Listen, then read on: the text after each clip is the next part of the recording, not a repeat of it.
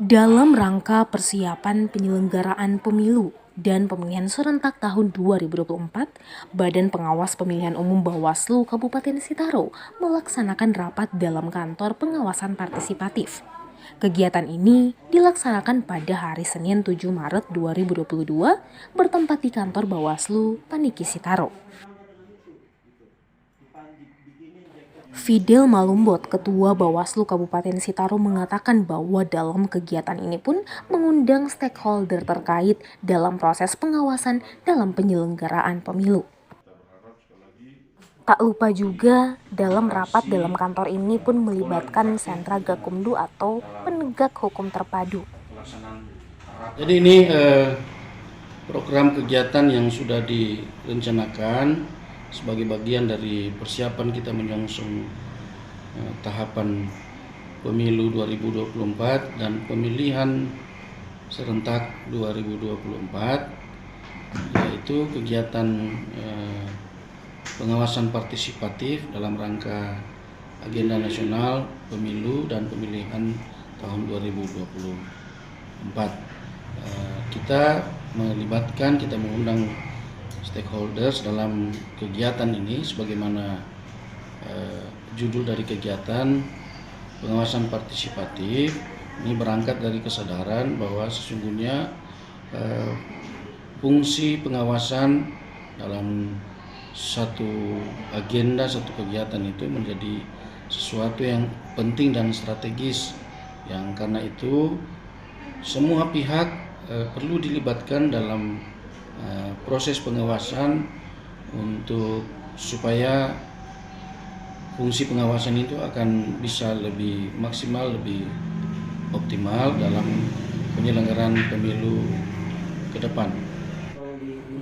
Kegiatan rapat dalam kantor ini pun menghadirkan narasumber atau pemantik dari Akademisi Unsrat Dr. Michael Mamento MA dan juga Yosef Salombe selaku Kadis Hukum KPU Kabupaten Sitaro. Berbagai materi yang menarik dan luar biasa pun disajikan dalam bentuk diskusi panel yang interaktif. Peneliti pemilu ini membawakan materi-materi terkait publik dalam melakukan pengawasan partisipatif. Mamento menjelaskan terkait mengapa antusiasme publik dalam melakukan pengawasan partisipatif itu lemah.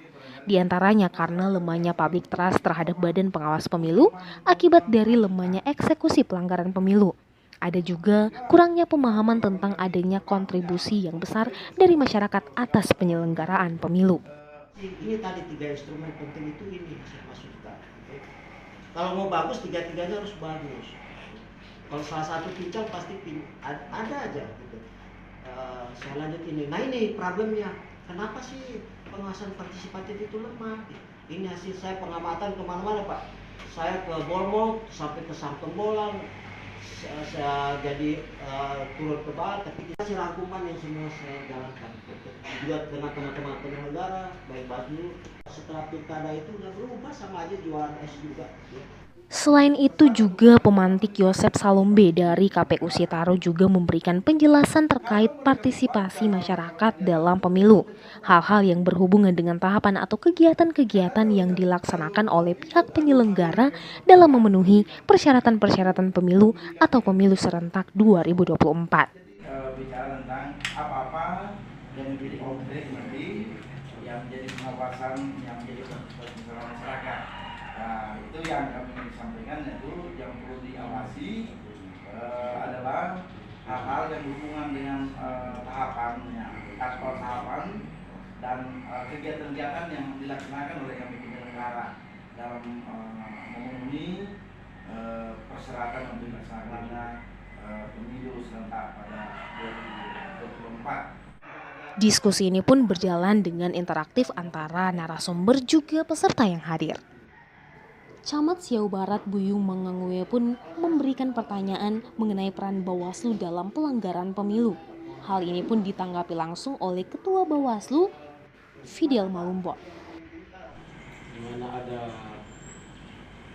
partisipatif dari masyarakat dan tentunya kalau tidak salah di salah satu poin bilang perlunya publikasi terhadap semua temuan pelanggaran atas penyelenggaraan pemilu. Jadi dalam hal ini saya lebih concern ke Bawaslu-nya. Ya, memang secara psikologi semua temuan-temuan kasus yang terjadi itu kesannya silent. Jadi orang-orang kalau bilang pelanggaran pilkada, oh biasa itu, nggak efek itu, paling dia diam, seperti itu. Dikaitkan dengan apa yang dipaparkan di slide tadi, yaitu keterbukaan informasi atas semua pelanggaran di semua setiap tahapan. Tentunya kita berharap di Kabupaten Sitaro, khususnya Bawaslu ini sendiri, Bawaslu lebih membuka diri dalam hal ini, membuka ruang informasi yang seluas-luasnya, yang tidak sekedar menjawab keingintahuan, tapi lebih dari itu supaya memberikan early warning, supaya menghindari hal-hal yang oleh undang-undang memang dilarang, dan kalau itu dilakukan maka akan ada. Dedi Pola, Kasat Reskrim Polres Kepulauan Sitaro pun memberikan tanggapan mengenai fungsi pengamanan dari kepolisian untuk suksesnya pelaksanaan pemilihan umum dan pemilihan umum serentak tahun 2024.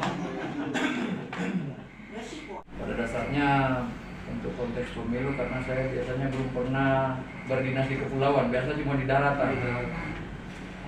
Kemudian fungsi kami kan di samping nanti ada sentra Gakumdu, yang pasti tujuan dari kepolisian itu pengamanan, sama juga dengan pihak TNI, bahkan dari satuan yang lain untuk suksesnya pemilihan umum.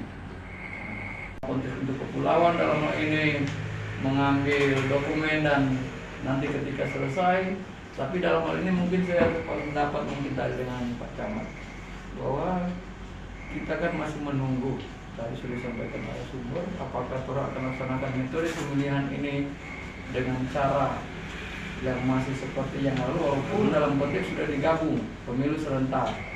Tapi kalau nanti kita masih laksanakan dalam konteks situasi pandemi, kan tentu ada teknis-teknis lain dalam via Zoom atau daring ataupun dalam hal ini masih menunggu. Kemudian mungkin ada regulasi undang-undang yang harus diperbaiki, kan seperti itu. Ya, sementara saya mungkin dari pihak kepolisian dan pihak kejaksaan kita mengacu kepada regulasi nanti yang terjadi perubahan. Tapi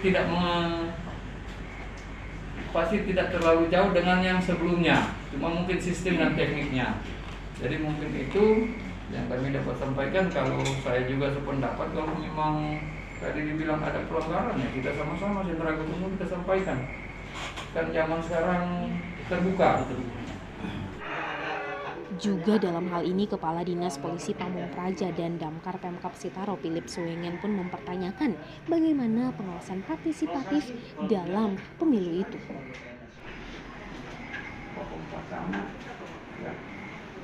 Teman-teman dari Kepala SKPD yang berhubungan dengan berapa kita hari ini. Ya, barangkali dari topik kita rapat ini adalah pengawasan partisipatif. Pengawasan partisipatif ini seperti apa? Ya, yang harus dilakukan ya dalam rangka pemilihan umum ini. Di saat yang sama pun Camat Siau Timur Sanselto Kalebos berharap diskusi ini akan ada tindak lanjutnya dan berharap semua orang dapat melakukan pengawasan untuk mensukseskan pemilu dan pemilu serentak tahun 2024.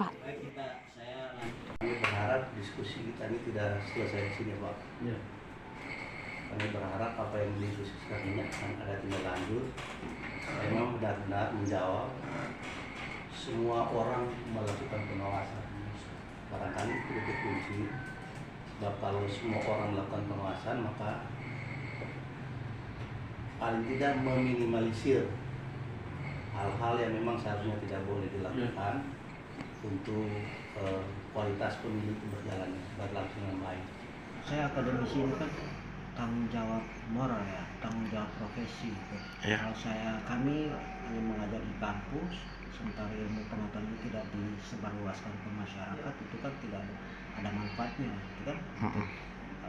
Perguruan tinggi harus menjadi bagian yang memberikan penguatan kepada masyarakat.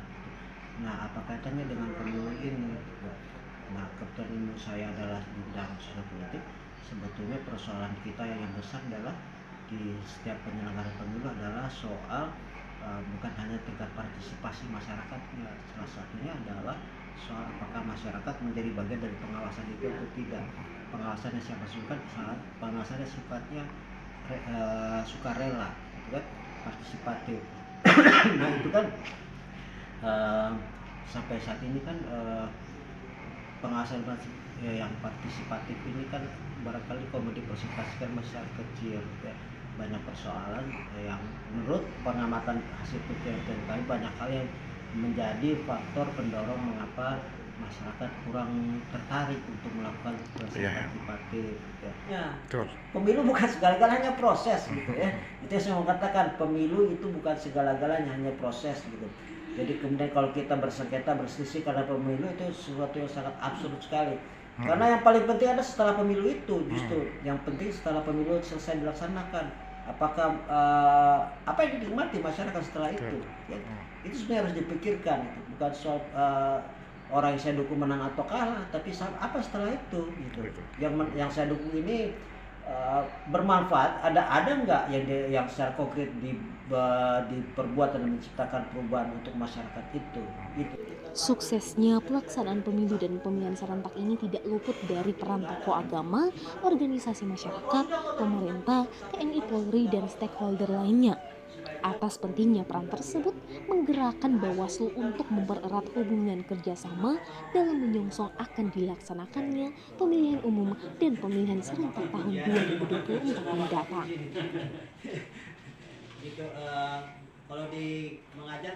Dari Kabupaten Kepulauan Siau Tagulandang Biaro, Provinsi Sulawesi Utara, Jemilah Hotung melaporkan.